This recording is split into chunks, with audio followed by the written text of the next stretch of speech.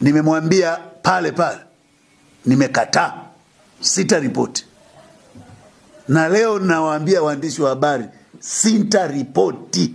Kwa hiyo nimeshamwambia na ninamwambia tena kupitia ninyi kwamba nitasafiri kwenda popote Tanzania. Hana mamlaka ya kunizuia kwenda mahali popote. Ni haki yangu ya kikatiba. Na nimekataa masharti yote kwa sababu alinikamata kwa kuniteka, akaniweka kizuizini kinyume cha sheria, ameniachia kinyume cha sheria, anataka niripoti kwenye kosa ambalo silijui ni kosa gani. Kwa hiyo namwambia mimi Boniface Anyisile Kajunjumere Mwabukusi, sintakanyaga pale kituoni. Labda niambie ameshakamilisha upelelezi, anataka kunipeleka mahakamani. Na nimewaambia wadhamini wangu wana haki ya kuandika barua ya kujitoa. Kwa sababu ni bora nirudi lock up kuliko mateso na usumbufu nao upata.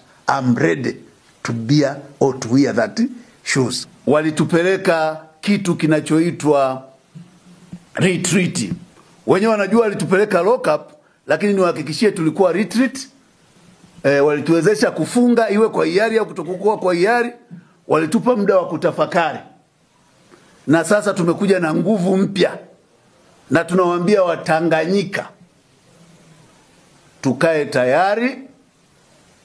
Vita yetu ni salama, ni ya kisheria, kwa sababu maandamano sio haramu.